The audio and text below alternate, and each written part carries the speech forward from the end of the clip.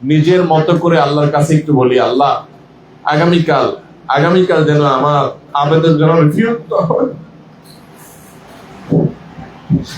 আল্লাহ আমার আবেদন রিফিউজ না হয়, আল্লাহ আমার আবেদন যেন রিজেক্ট না হয়। আল্লাহ এত কষ্ট করে এসেছি, এত টাকা খরচ করেছি, আমাদের বাসায় জায়গার অভাব নাই, আমরা এখানে অনেক সংকীর্ণ জায়গায় আছি, আমাদের বাসায় অনেক দামি টাইলস পাথরের ওয়াশরুম আছে, আমরা এখানে অনেক কষ্ট করছি। আল্লাহ এত কষ্ট করে আসছি, আপনি রিজেক্ট করে দিয়ে, আপনি অ্যাকসেপ্ট করে দিয়ে। আল্লাহর কাছে এই চাওয়াটাকে আজ মন ভরে নিবেদন করি, আগামীকালকের জন্য নিজেদেরকে প্রিপেয়ার করি।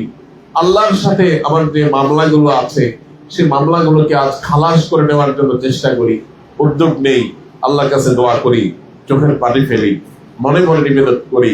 আল্লাহ তাআলা যেন আগামীকালকে মাকবুল বান্দাদের, হজ্জে মাবরুর যাদের হবে সেই প্রিয় বান্দাদের কাতারে আমাদেরকে শামিল করে।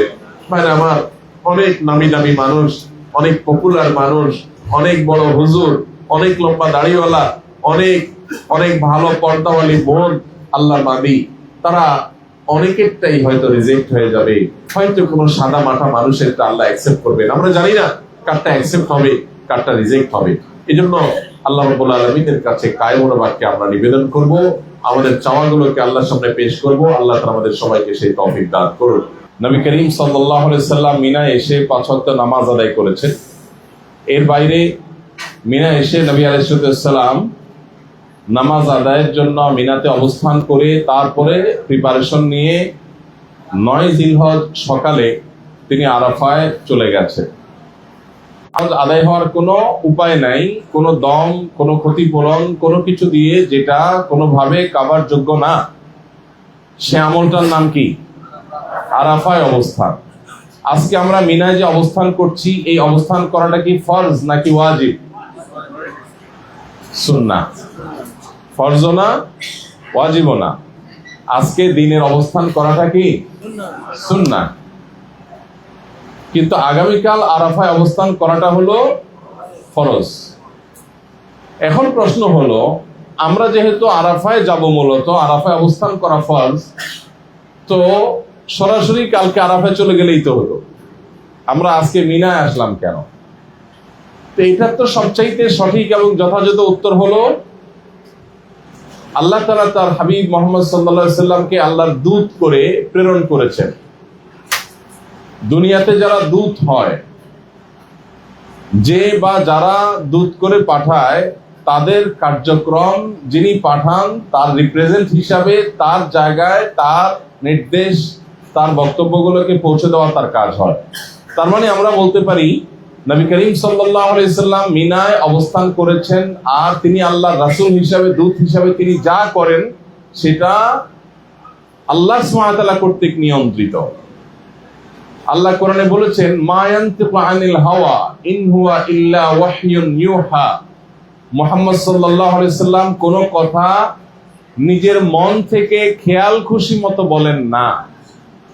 আমাদের সাথে তার পার্থক্যের জায়গাটা হলো, আমরা খেয়াল খুশি মতো অনেক কথা বলি, কিন্তু তিনি যেহেতু আল্লাহর রাসূল, আল্লাহর পাঠানো দূত, এজন্য তিনি খেয়াল খুশি মতো কোনো কথা বলেন না। ইন হুয়া ইল্লা ওয়াহয়ুন ইউহা, তিনি যা বলেন সেটা হলো ওয়াহি। তিনি যা বলেন সেটা হলো কি? ওয়াহি, যেটা আমাদের কাছে ওয়াহি হিসাবে আল্লাহর পক্ষ থেকে তার মাধ্যম হয়ে আসে। বিধায় আমরা যে মিনাতে অবস্থান করছি, মিনার অবস্থান করার এই আমলটা স্বয়ং আল্লাহর পক্ষ থেকে নির্দেশিত, স্বয়ং আল্লাহর পক্ষ থেকে নির্দেশিত। তো এই জন্য মিনায় আমরা অবস্থান করছি কেন?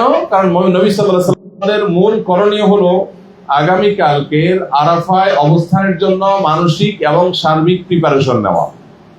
আমরা শেষ ওয়েটিং রুমে বসে যেরকম আরেকটু পরিপাটি হই, ঠিকঠাক আছে কিনা, কাগজগুলো আবার চেক করে নেই, ঠিক এখন আমাদের কাজ হলো আগামীকাল আরাফাতে আমরা যে অবস্থান করব তার জন্য শারীরিক পেমেন্ট করার সুযোগ হয় না। বাট জামারাত থেকে আল্লাহুম্মা লাব্বাইক লাব্বাইক লা শারীকা লাক লাব্বাইক ইন্নাল হামদা ওয়ান নি'মাতা লাকা ওয়াল মুলক লা শারীকা লাক লাব্বাইক আল্লাহুম্মা লাব্বাইক লাব্বাইক লা শারীকা লাক লাব্বাইক ইন্নাল হামদা। বলবেন, খেয়াল করে শুনলে তার এগুলো সুন্দর হবে। জি। لبيك اللهم لبيك لبيك لا شريك لك لبيك إن الحمد والنعمة لك والملك لا شريك لك لبيك اللهم لبيك لبيك لا شريك لك لبيك إن الحمد والنعمة لك والملك لا شريك لك আলহামদুলিল্লাহ ভাই, তাহলে তালবিয়া আমরা থেমে থেমে থেকে থেকে বলবো। বিশেষ করে আমরা যখন ওয়াশরুমে যাব, অজুখানে যাব, আবার আসবো, এই মুভমেন্টের সময়গুলোতে আমরা বেশি বেশি তালবিয়া এবং তাকবীর দুটোটা পড়বো ইনশাআল্লাহ। মা বোনরা যারা আছেন, আপনারা আপনাদের তাবুতে যেখানে আছেন সেখানে আপনারা সরবে তালবিয়া পড়বেন না, কারণ আপনাদের তাবুর আশেপাশেই পুরুষদের তাবু কোথাও না কোথাও আছে, আওয়াজ যাবে। সো আপনারা নীরবে পড়বেন, তবে অন্য বোনদেরকে স্মরণ করায় দিবেন যে সবাই একটু তালবিয়া পড়ি, লাব্বাইক আল্লাহুম্মা লাব্বাইক পড়ি, একটু মনে করায় দিবেন, তাতে আমাদের অন্য বোনরা ইনশাআল্লাহ স্মরণে থাকবে। মুহতারাম হাজিরিন, তাহলে আমাদের আজকের কাজ হলো এখানে 5 ওয়াক্ত নামাজ আদায় করা। আলহামদুলিল্লাহ আমরা সেটা করছি। আমাদের কিছু ভাই বোন যারা মক্কা থেকে দেরিতে এসছেন বা যারা আসতে আসতে দেরি হয়ে গেছে বাসের কারণে, তাদের 5 ওয়াক্ত নামাজ হচ্ছে না, অনেকের 4 ওয়াক্ত হচ্ছে। অলরেডি গ্রুপে একটা প্রশ্ন আমি এর মধ্যে দেখতে পেলাম, একজন লিখেছেন, কোন একজন বোন সম্ভবত লিখেছেন। তো আমরা এর আগে আলোচনা করেছি, এখানে বোনরা তখন ছিলেন না, মহিলারা তখন ছিলেন না। এই জন্য আপনাদেরকে আমরা বলবো বিনয়ের সাথে যে 5 ওয়াক্ত নামাজ এখানে পড়াটা ফরজ কিংবা ওয়াজিব না, ফরজ কিংবা ওয়াজিব না, এটা মূলত সুন্নাহ। অতএব এটা ছুটে গেলে কোনো দম হবে বা কোনো ক্ষতি হবে এমন না, এটা হলো প্রথম কথা। আর দ্বিতীয় কথা হলো যে আপনি এখানে যে নামাজ 5 ওয়াক্ত আদায় করার নিয়ত ছিল এবং আপনি এটার জন্য প্রিপেয়ার ছিলেন হোটেলে, সেটা নিতে কোনো সন্দেহ নাই। এখন বাস জ্যামে পড়েছে, দেরি হয়েছে, আসতে পারেন নাই, এটা তো আপনার হাতে না। বান্দা যখন কোনো কাজের পাক্কা নিয়ত করে, মানহাম্মা বিহাসানাতিন, মানহাম্মা বিহাসানাতিন, নবীজি বলেছেন কেউ কোনো ভালো কাজ করবার দৃঢ় প্রত্যয় যখন সে ব্যক্ত করে, তার যখন ইচ্ছা যখন পরিপূর্ণ থাকে এবং ইচ্ছা অনুযায়ী তার পদক্ষেপ, তার সাধ্য অনুযায়ী যা নেওয়ার সেটাও তার নেওয়া হয়, ফালাম ইয়ামালহা, কিন্তু সে কাজটা করতে পারলো না। একজনে কোরবানি দিবেন প্রস্তুতি নিয়েছেন, সব ঠিক আছে, তার আগ দিয়ে তিনি মারা গেলেন, করতে পারলেন না, কোনো কারণে অপারগ হয়ে গেলেন। তখন নবী রাসূলুল্লাহ সাল্লাল্লাহু আলাইহি ওয়াসাল্লাম বলেছেন যে আল্লাহ তাআলা এর বিনিময়ে তাকে পূর্ণ সওয়াব দিয়ে দেন। বিধায় যে আমলটা আমার করার প্ল্যান ছিল, আমি চেষ্টা করেছি, কিন্তু আমার কোন একটা উদ্ভূত অসুবিধার কারণে পারলাম না, আল্লাহ সওয়াব দিতে আমাকে কম দিবেন না, পরিপূর্ণ সওয়াব দিবেন। আমরা চেষ্টা করবো ইনশাআল্লাহ। সেজন্য এই বিষয়গুলো নিয়ে খুব বেশি অরিড না হতে, আমাদের জন্য 5 ওয়াক্ত নামাজ পড়া এখানে ফরজ না, আবার এট দ্য সেম টাইম আমাদের নিয়ত ছিল বিধায় সুন্নাত হলেও আল্লাহ তাআলা সেটা সওয়াব দান করবেন ইনশাআল্লাহ। এই জন্য আমরা এটা নিয়ে পেরেশান থাকবো না। তাহলে আমরা তালবিয়া তাকবীর পাঠ করার পাশাপাশি প্রিপারেশন নেব ইনশাআল্লাহ। এবং যে কথাটা বলছিলাম যে আগামী কালকের আরাফাতে আমরা যে অবস্থান করব, আরাফাতে অবস্থানের জন্য আমরা আজকে আগামী কালকের করণীয়গুলো কি, আজকের করণীয় তো আমরা আদায় করছি, আগামী কালকের করণীয় কি সেটা নিয়ে যদিও আগামী কালকে আমরা আরাফায় সকালবেলা ইনশাআল্লাহ সেশন হবে, আমরা ডিটেইল সেখানে আলোচনা করব। যদিও আরাফা আলোচনার জায়গা না, আরাফাতে জোহরের পর থেকে আমাদের কাজ হবে সূর্য ডোবা পর্যন্ত দোয়া করা। ওই টাইমে আমরা আলোচনা করব না, আমরা দোয়ায় মাশগুল থাকবো, আমরা আল্লাহর কাছে চোখের পানি ফেলে কেঁদে কেটে দোয়া করতে থাকবো। এটা আমাদের আরাফা জব, সেটা আমরা কালকে আল্লাহ চাহে তো সেখানে করব। আর এমনিতে আমরা আরাফাতের ময়দানে সকালবেলা কিছুটা সময় পাবো, তখন আমরা কিছু গাইডলাইন আপনাদেরকে দিয়ে দিব। কিন্তু এর পাশাপাশি আপনাদের আজকে একটা কাজ হবে, সেটা হলো যে ওই যে আরাফাতের জন্য আগে ওয়েটিং রুমে বসে আপনি পেপার সব রেডি করেন, আবার রিচেক করেন। এখন কাজ হবে আমরা আপনাদেরকে যে আসুন্নাহ ফাউন্ডেশন থেকে সব 40,000 হাজিকে, প্রায় বাংলাদেশ থেকে আসা অর্ধেকেরও বেশি হাজিকে, প্রায় অর্ধেক হাজিকে আমরা পৌঁছে দিয়েছি। এক নজরে হজ। আপনাদের কাছে আছে এটা? এক নজরে হজের ছোট লিফলেটটা আছে আপনাদের কাছে? হ্যাঁ, আমরা এখন সেশন শেষ করার পর আপনাদের কাজ হবে, আপনারা সবাই মেহেরবানি করে এক নজরে হজ এই লিফলেটটা বের করে এই লিফলেটের মধ্যে আপনার যে গাইডলাইন দেওয়া আছে, আগামীকালকে ডিউটি দেওয়া আছে, সেগুলো আপনি একটু চোখ বুলিয়ে নেবেন এবং তার জন্য মানসিক এবং শারীরিক প্রিপারেশন নেবেন। এটা আমাদের আজকের অন্যতম একটা কাজ হবে ইনশাআল্লাহ। আরেকটা গুরুত্বপূর্ণ বিষয় হলো, আগামীকাল ফজর থেকে একটা আমল আমাদের জন্য এবং সারা বিশ্বের সকল মুসলমানদের জন্য প্রযোজ্য হবে। সে আমলটা হলো বিশেষ তাকবীর। তাকবীর দুই প্রকার, একটা জেনারেল তাকবীর আর একটা হলো স্পেশাল তাকবীর। জেনারেল তাকবীরটা হলো জিলহজের চাঁদ উদিত হওয়ার পর থেকে নিয়ে একদম 10 তারিখ ঈদের দিন পর্যন্ত এই পুরো 10 দিন জুড়ে রাত দিন যত বেশি সম্ভব তাকবীর পাঠ করা। আল্লাহু আকবার, আল্লাহু আকবার, লা ইলাহা ইল্লাল্লাহু, আল্লাহু আকবার, আল্লাহু আকবার, ওয়া লিল্লাহিল হামদ। এই তাকবীর বেশি বেশি করে পাঠ করা, এটা হলো জিলহজের প্রথম 10 দিনের কমন আমল। আর স্পেশাল তাকবীর হলো আগামীকাল 9 জিলহজ বাদ ফজর থেকে নিয়ে শুরু করে 13 জিলহজ আসর পর্যন্ত এই দিনগুলোকে বলা হয় তাশরিকের দিন।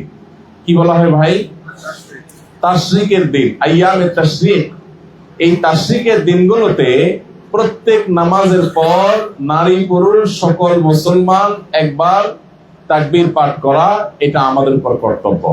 বিধায় আগামীকাল থেকে তাকবীরটা সারাক্ষণ জেনারেল তাকবীরের বাইরে আমাদের প্রত্যেক নামাজের পরে একবার করে তাকবীর পাঠ করতে হবে।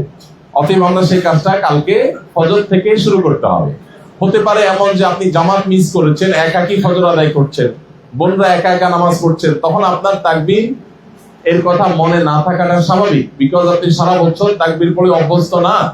সেক্ষেত্রে একটু আওয়াজ দিয়ে পড়লে আশপাশের বোনরা যদি শুনতে পায় তাহলে তাদের উপকার হবে ইনশাআল্লাহ তাআলা। আমরা একটু আওয়াজ দিয়ে পড়বো, অন্যদেরকে স্মরণ করাবো, আর পুরুষরা আমরা একটু আওয়াজ দিয়েই পড়বো যাতে করে অন্যদের স্মরণ হয়। এবং একাকি যদি আমি নামাজ পড়ি, কোনো কারণে তাকবীর আমার মিস হয়ে যায়, পরে যখনই মনে হবে তখনই আমি পড়ে নিব আল্লাহু আকবার, আল্লাহু আকবার, লা ইলাহা ইল্লাল্লাহ, আল্লাহু আকবার, আল্লাহু আকবার, ওয়া লিল্লাহিল হামদ।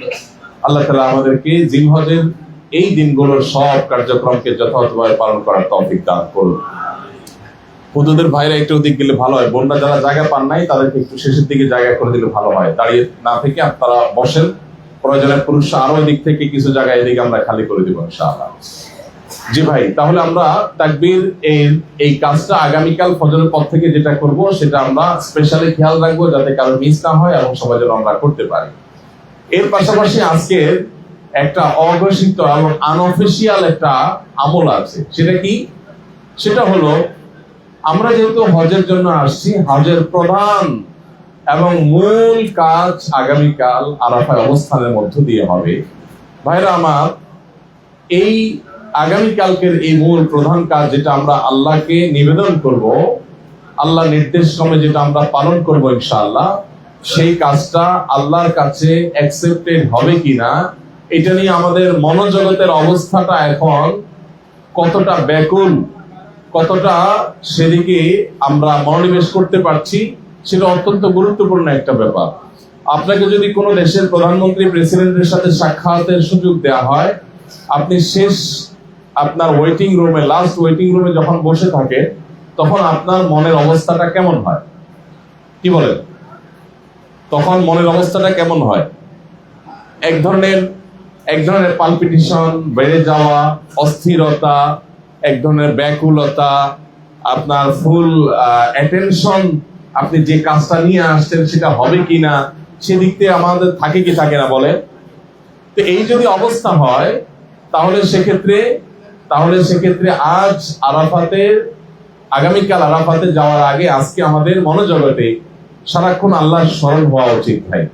আমি জোহরের সময় বলেছি যে আমাদের এখন একান্তে নিবিড় ভাবে বসে বসে আল্লাহর স্মরণ হওয়া উচিত, যে আমি যে জন্য আসছি সে পারপাস কতটা সার্ভ হবে, কতটা আল্লাহ তাআলা আমার এই আশাটাকে কবুল করবেন। আমি যখন লাব্বাইক বলবো, বহু কপাল পড়া আছে, হাদিসে বর্ণিত হয়েছে, যারা যখন লাব্বাইক বলে তখন আল্লাহর পক্ষ থেকে বলা হয় লা লাব্বাইক, তোমার লাব্বাইক অ্যাকসেপ্টেড হলো না, রিজেক্টেড হলো। ভাইরা আমার, আমরা কোন উন্নত দেশে ভিসার আবেদন করলে যদি সে আবেদন রিফিউজ হয়, যদি ভিসাটা আমাদের জন্য অ্যাপ্রুভ না হয়, সে নিউজটা শোনার পর আমাদের কাছে কেমন লাগে? বা আবেদনটা রিফিউজ হতে পারে, আবার অ্যাপ্রুভ হতে পারে। এইরকম পরিস্থিতিতে আমাদের মনোজগতের অবস্থা কেমন হয়? আজকে 8 তারিখে ইয়ামুত তারবিয়াতে মিনা এসে আমাদের মনোজগতের অবস্থা সেরকম হওয়া উচিত, বরং তার চেয়ে বহুগুণ বেশি ব্যাকুল হওয়া উচিত যে আমরা যেটা নিয়ে এসেছি, আমরা যেটা নিবেদন করতে আসছি, সেটা আল্লাহ তাআলা অ্যাকসেপ্ট করবেন কিনা। এই জন্য মানসিকভাবে নিজেকে প্রিপেয়ার করা। কোন ব্যক্তি আল্লাহ তাআলার সাধারণ ক্ষমা পাওয়ার জন্য সাধারণত কয়েকটা বিষয় বাধা হয়ে দাঁড়ায়। এই বিষয়গুলোর মধ্য থেকে অন্যতম একটা বিষয় হলো শিরকে লিপ্ত থাকা। শিরক থেকে যদি মুক্ত কেউ না হয়, তাহলে সে সাধারণ ক্ষমার আওতায় পড়ে না। নবী আলাইহিস সালাম বিভিন্ন ক্ষেত্রে আমাদেরকে যে সাধারণ ক্ষমার কথা বলেছেন, সেখানে লক্ষ্য করবেন যে ইল্লা লিমুশরিকিন, বিশেষ করে আপনার লাইলাতুন নিসফি মিন শাবান বা মধ্য শাবানের রাতে যাদেরকে সাধারণ ক্ষমা ঘোষণা করা হয়, তাদের মধ্য থেকে 2 জন ব্যক্তিকে বা 2 শ্রেণীর মানুষকে এক্সেপশন রাখা হয়েছে, যে এই 2 শ্রেণীর মানুষকে, তাদেরকে আল্লাহ রাব্বুল আলামিন সাধারণ ক্ষমা করবেন না। তাদের মধ্যে এক শ্রেণীর মানুষ হলো মুশরিক, আর আরেক শ্রেণীর মানুষ হলো মানুষের প্রতি শত্রুতা, বিদ্বেষ, হিংসা এগুলো লালন করে সেরকম মানুষ। এজন্য ভাইরা আমার, আজকে আমাদের প্রস্তুতির অংশ হিসাবে কাল বহু মানুষকে আল্লাহ তাআলা মাফ করবে। অনেকের হজে গ্রিন টিক চিহ্ন পড়বে। আমরা জানি না আমরা সেই সৌভাগ্যবান মানুষদের কাতারে পড়তে পারবো কিনা। কত ত্রুটি, কত বিচ্ছুতি আমাদের দ্বারা হয়।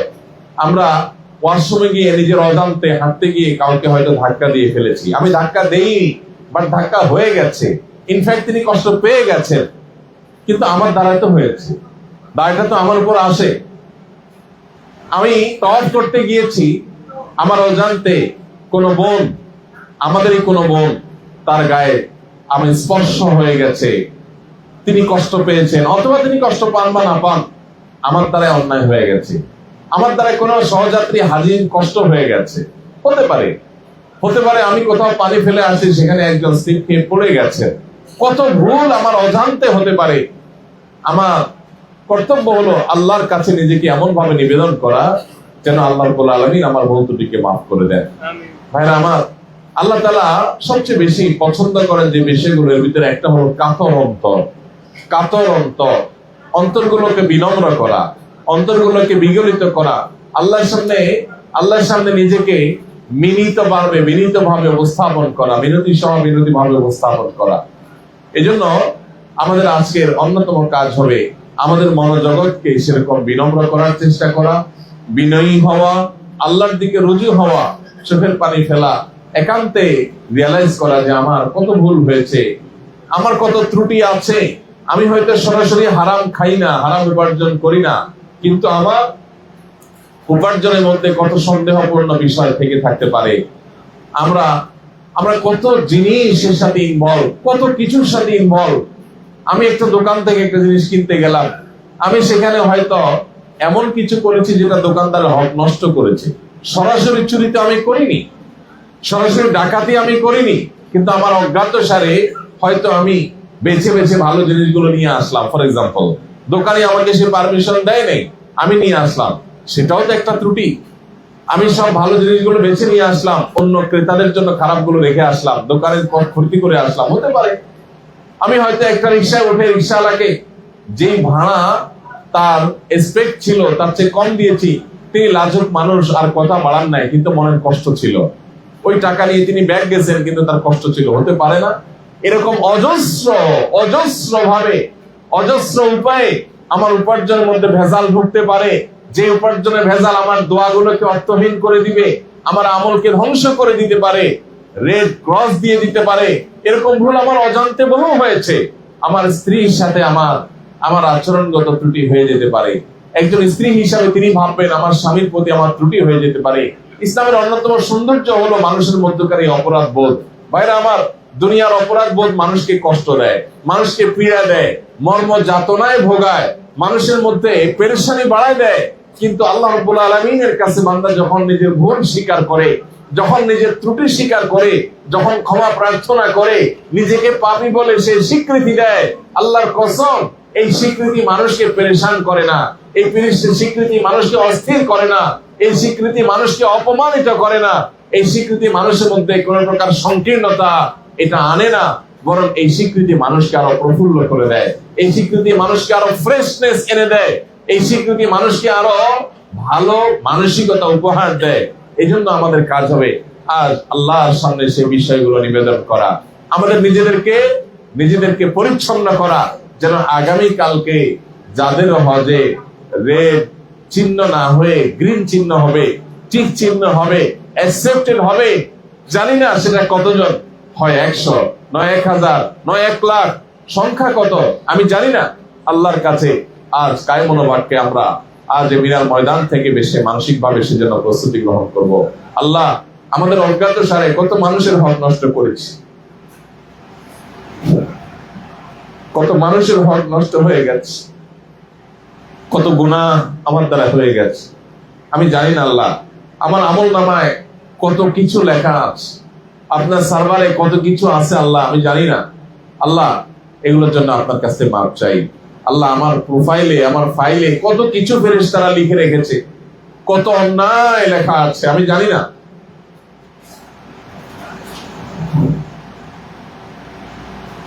সে অন্যায়গুলো যেন আমার হজকে যেন ক্যান্সেল করে না দেয়, রিজেক্টেড যেন করে না দেয়। আল্লাহর কাছ থেকে আজকে ক্ষমা চেয়ে নেওয়া এবং জীবনটাকে পরিবর্তন করার জন্য সংকল্প করে নেওয়া, এটা বড় বেশি জরুরি। আল্লাহ তাআলা আমাদেরকে সেই মানসিকতা অন্তর ভেতর লালন করার তৌফিক দান করুন। ভাইরা আমার, মানুষের প্রতি অপরাধ করলে মানুষের খারাপ লাগা কাজ করে, সেটা স্বীকার যদি করা লাগে তাহলে আরো মানুষ অপমান বোধ হয়। অনেক সময় মানুষ এই জন্য অপমান সহ্য করতে না পেরে অনেক খারাপ পথে পর্যন্ত চলে যায়। কিন্তু আল্লাহর সামনে নিজের ভুল স্বীকার করার মধ্যে এক অলৌকিক উপভোগ্য তৃপ্তি আছে, যেটা দুনিয়ার অনেক সুখকর বিষয়ের মধ্যেও নেই। এই জন্য আমাদের আজ আল্লাহর সামনে নিজের সমস্ত অপরাধ স্বীকার করে আল্লাহর কাছে ক্ষমা প্রার্থনা করে নিজেকে আগামীকালকে আল্লাহর ক্ষমা লাভের উপযুক্ত হিসাবে প্রস্তুত করে নেওয়া, এটা আমাদের অন্যতম আজকে একটা ডিউটি। আল্লাহ রাব্বুল আলামিন সেই ডিউটিটা আমাদের যথাযথভাবে পালন করার তৌফিক দান করুন। ভাইরা আমার, আমরা ভুলে যাই, আমরা মানুষ ভুলে যায়। এই জন্যই আল্লাহ বলেছেন, ওয়াযাক্কির ফাইন্না যিকরা তানফাউল মুমিনিন, ঈমানদারদের স্মরণ করায় দাও, কারণ স্মরণ করায় দিলে ঈমানদারদের সেটা উপকারে আসে। এই জন্য আমরা বারবার করে স্মরণ করাচ্ছি যে আসুন আল্লাহর সাথে একান্তে একটু একান্তে কথা বলি। নামাজের পরে একটু দুহাত তুলে নিজের মতো করে আল্লাহর কাছে একটু বলি, আল্লাহ, আগামীকাল যেন আমার আবেদন যেন রিফিউজ না হয়। আল্লাহ, আমার আবেদন যেন রিফিউজ না হয়। আল্লাহ, আমার আবেদন যেন রিজেক্ট না হয়। আল্লাহ, এত কষ্ট করে এসেছি, এত টাকা খরচ করেছি, আমাদের বাসায় জায়গার অভাব নাই, আমরা এখানে অনেক সংকীর্ণ জায়গায় আছি, আমাদের বাসায় অনেক দামি টাইলস পাথরের ওয়াশরুম আছে, আমরা এখানে অনেক কষ্ট করছি। আল্লাহ, এত কষ্ট করে আসছি, আপনি রিজেক্ট করে দিয়ে, আপনি অ্যাকসেপ্ট করে দিয়ে। আল্লাহর কাছে এই চাওয়াটাকে আজ মন ভরে নিবেদন করি, আগামীকালকের জন্য নিজেদেরকে প্রিপেয়ার করি।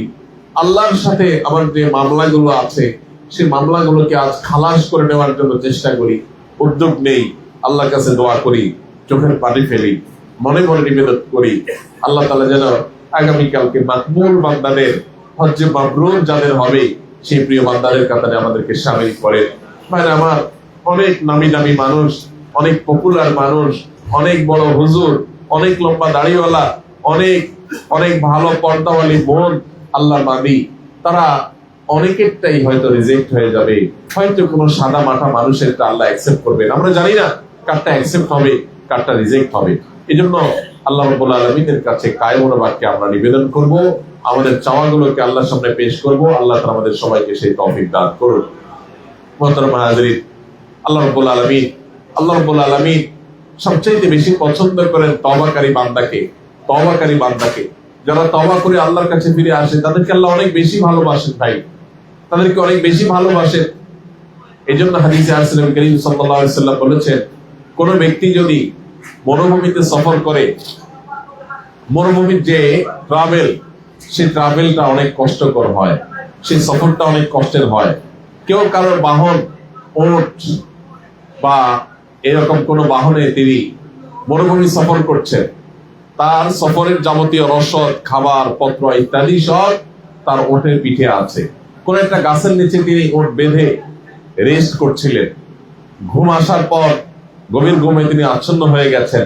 ঘুম থেকে উঠে জেগে দেখেন তার ঘোড়া নাই বা তার সে ওট নাই, বাহন নাই, সেটা চলে গেছে, হারিয়ে গেছে। রশি খুলে কোথায় চলে গেছে অজানার উদ্দেশ্যে।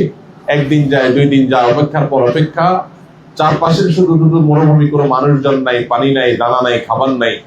এরকম পরিস্থিতিতে তার মৃত্যু ছাড়া আর কোনো কিছু তার সামনে নাই। তো এরকম পরিস্থিতিতে, পরিবেশে একজন মানুষ, বিপদগ্রস্ত মানুষ, তিনি এক্সপেক্ট করেন মৃত্যু, আর কিচ্ছু না, সেই মৃত্যুর জন্য অপেক্ষা করেন। ঠিক এরকম সময় যদি বেশ লম্বা সময় পার হওয়ার পরে হঠাৎ করে তিনি দেখতে পান তার সমস্ত রসদপত্র, খাবার দাবার সহ তার সে বাহনটা, ওটটা বা ঘোড়াটা তার সামনে এসে হাজির হয়েছে। লোকটার কাছে কত খুশি লাগবে, কত খুশি লাগবে। আল্লাহর কোন বান্দা নিজের ভুল স্বীকার করে ভুল পথ থেকে যখন ফিরে আসার সিদ্ধান্ত গ্রহণ করে, আল্লাহকে যখন জানায় দেয়, আল্লাহ আমি সিদ্ধান্ত নিয়ে ফেলেছি, আমি আর হারামে যাব না, আমি আর তোমার নাফরমানিতে যাব না, আল্লাহ আমি আর অন্যায়ের পথে যাব না, তুমি অসন্তুষ্ট হও সে পথে আর পা বাড়াবো না, এটা আমি ডিসিশন নিয়ে ফেলেছি, আমি রুট চেঞ্জ করলাম, তুমি আমার আগের গুলো মাফ করে দাও। বান্দা যখন তওবা করে রুট চেঞ্জ করে, আল্লাহ রাব্বুল আলামিন ওই পথিক যেরকম তার রসদ, বাহন সব হারিয়ে মৃত্যুর অপেক্ষার প্রহর গুনছিল, সে যেরকম তার সব ফেরত পেয়ে খুশি হয়, আল্লাহ রাব্বুল আলামিন তার চেয়ে বেশি খুশি হন।